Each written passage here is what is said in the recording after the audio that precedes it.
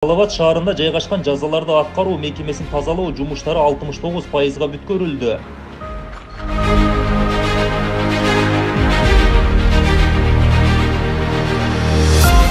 Учурда аткарылып жаткан жумуш менен жеринен Кыргыз Республикасынын министрлер кабинетинин төрагасы, президенттин администрациясынын жетекчиси Акылбек Жапаров жана өзгөчө кырдаалдар министри генерал-майор Бообек Ажикеев таанышты. 29 объект бүткөн. Просекник надбавкаларын 69%. Ошондой эле 29 кызматкер.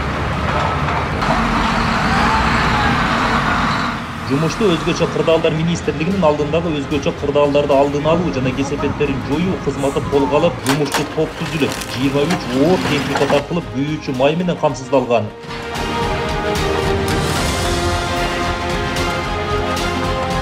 Бүгүнкү күндө азыр бузуу жана түздө мусорларды ташуу боюнча 24 техника иштеп жатат азыркы учурда жана 29 кызматкерибиз иш алып барууда.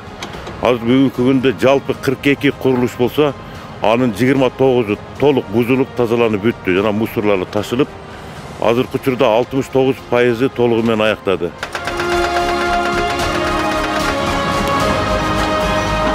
Белгилей кетсек, аталган аймактагы жумуш 15 мартта бүткөрүлүп, жазаларды аткаруу мекемесинин ордуна жаңы заманбап административдик имарат курулуусу айтылган.